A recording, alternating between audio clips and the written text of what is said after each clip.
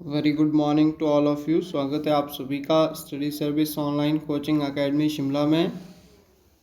तो आज का जो हमारा टॉपिक रहने वाला है physical and chemical change in chemistry. तो केमिस्ट्री का आज नेक्स्ट टॉपिक हमारा है फिज़िकल, रासायनिक और भौतिक चेंजेस जो है वो कैसे आते हैं, उनके ऊपर आज हम कुछ इम्पॉर्टेंट क्वेश्चन जो है वो डिस्कस करने वाले हैं, जो कि आप सभी के अपकमिंग एग्ज़ाम में आपको जो है वो हेल्प करेंगे। तो आज का हमारा पहला क्वेश्चन कुछ इस तरह से है, an example of physical change. तो सबसे पहले तो आपको ये पता होना चाहिए कि फ़िज़िकल चेंज जो है वो क्या होता है। तो नॉर्मली जब हम देखते हैं फ़िज़िकल चेंज मतलब भौतिक आपके पास बदलाव। तो जब भी हम बात करते हैं फिज़िकल चेंज की, तो प्रोसेस जो रहती है रिवर्सिबल प्रोसेस रहती है, और सब्सटेंस जो है वो हमें कोई भी नया नहीं मिलता है। जैसे फॉर एग्ज़ाम्पल आपका वाटर टू हम जो है वो आइस जो है वो कन्वर्जन देखते हैं, तो दोबारा से हम उस आइस का जो है वो वाटर बना सकते हैं। मतलब पॉसिबिलिटी क्या है, प्रोसेस जो है वो रिवर्सिबल है, चेंजेस जो है वो फिज़िकल है, और सब्सटेंस जो है वो वही रहता है, कोई नया सब्सटेंस हमें नहीं मिलता है। लेकिन दूसरी तरफ जब हम केमिकल चेंजेस की बात करते हैं, तो उसमें हमें नया सब्सटेंस मिल जाता है और प्रोसेस जो है वो इरिवर्सिबल होता है। फॉर एग्ज़ाम्पल अगर हम देखें कि दूध अगर फट जाए, उसका दही जो है वो बन जाए, तो वो दही आपका दोबारा जो है वो दूध नहीं बना सकता है। या फिर आपके कच्चे फलों का पक जाना, मतलब जो कच्चे फल है, राइपनिंग ऑफ फूड आपने पढ़ा होगा।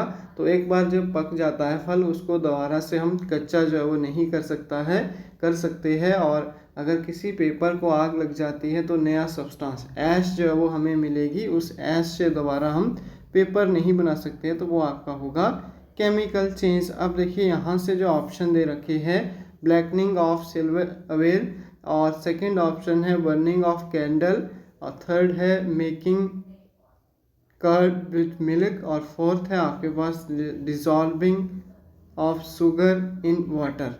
तो इनमें हमने देखना है कि कौन सा आपका फिज़िकल चेंज है।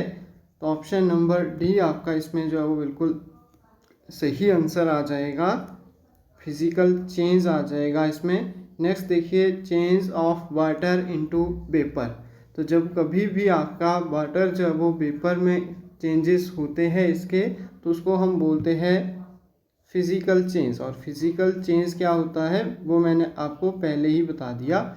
नेक्स्ट देखिए, what form of energy is produce in the decomposition of water. तो इसमें हमने बताना है कि इनमें से कौन सा जो है वो आपके पास फॉर्म है जो कि डिकम्पोजिशन ऑफ वाटर जो है वो एनर्जी की फॉर्म में हमें देखने को मिलती है।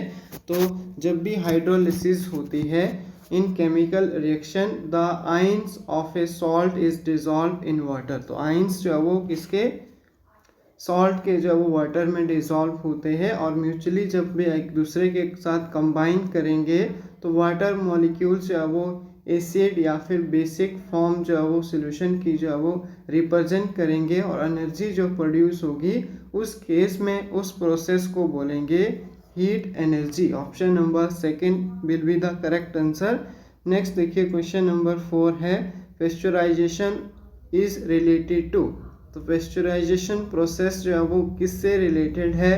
तो स्टेरिलाइजेशन ऑफ मिल्क है, डिहाइड्रेशन ऑफ मिल्क है, फर्मेंटेशन ऑफ मिल्क है, या फिर डिस्टिलेशन ऑफ मिल्क है।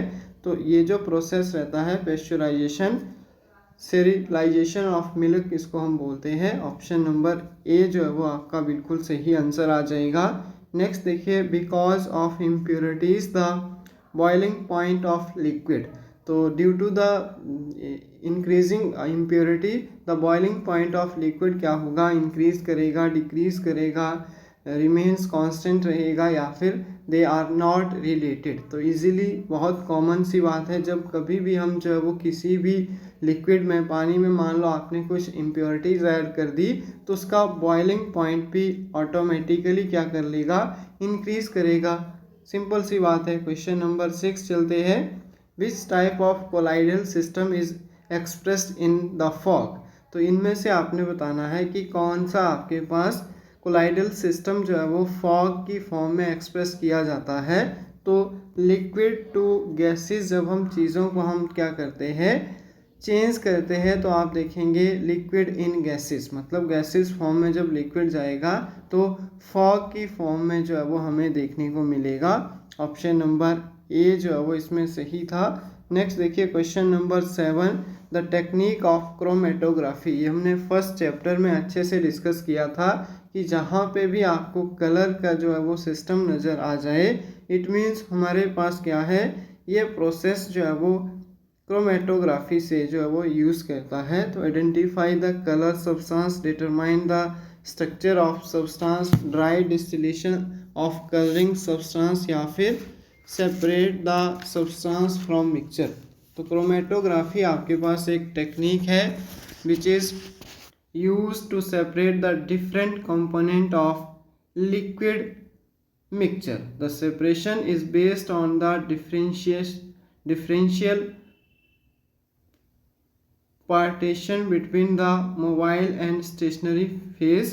तो क्रोमेटोग्राफी हम नॉर्मली क्या बोलेंगे, दो मिक्सचर के बीच में जो सेपरेशन आएगी वो हम उसके लिए यूज़ करते हैं इसको। तो ऑप्शन नंबर डी आपका सही था। नेक्स्ट देखिए क्वेश्चन नंबर 8 है, process of solid camphor into camphor vapour is called.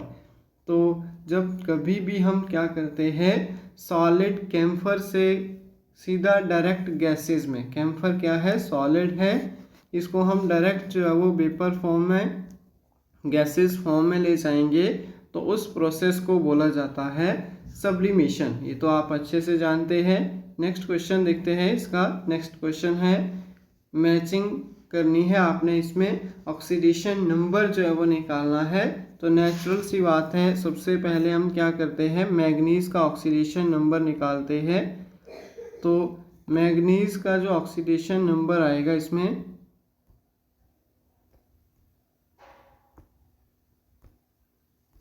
तो मैग्नीज को X मान लीजिए, फिर आपके पास 2 मॉलिक्यूल्स ऑफ ऑक्सीजन के ऊपर -2 which is equal to 0, x - 4 is equal to 0, x is equal to 4। तो मतलब मैग्नीज ऑक्साइड का जो कॉरिलेशन आया विच इज़ इक्वल टू 4। इसी तरह सेकंड H2SO4 के लिए करेंगे, तो H2SO4 की जो ऑक्सीडेशन स्टेट आएगी वो 6 आ जाएगी। और थर्ड नंबर पे कैल्शियम की निकालेंगे, कैल्शियम ऑक्साइड में, तो आपकी आ जाएगी पॉजिटिव के 2। और नेक्स्ट आपके पास सोडियम एल्यूमिनियम हाइड्रोजन जो है वो NaAlH4 जो है वो, इसमें एल्यूमिनियम की जो ऑक्सीडेशन स्टेट आ जाएगी वो 3 आ जाएगी। तो इसके बेसिस पे आप जो है वो इजीली अपना आंसर निकाल सकते हैं। नेक्स्ट देखिए, the example of corrosion is. तो इनमें से कौन सा एक कोरिजन का जो है वो एग्जाम्पल है, तो option number D, none of the above, none of the all of 3। ये जो आपके पास तीनों जो है वो किसके, कोरिजन के जो है वो क्या है, एग्जाम्पल है। तो आई होप आप सभी ने इन टॉप 10 क्वेश्चन को अच्छे से समझा होगा। और साथ में पहली बार अगर कोई स्टूडेंट चैनल को विज़िट कर रहा है तो वीडियो को शेयर करें, लाइक करें अपने दोस्तों के साथ, और बेल आइकन को भी प्रेस कर लें। और आप सभी को बताया हमने नई सीरीज़ जो है वो चलाई है, तो टिल द एंड हम जो है वो हर एक टॉपिक जो है वो आप तक पहुंचाने की जो है वो कोशिश करेंगे। तो थैंक यू सो मच, मिलेंगे नेक्स्ट वीडियो में नेक्स्ट टॉपिक के साथ।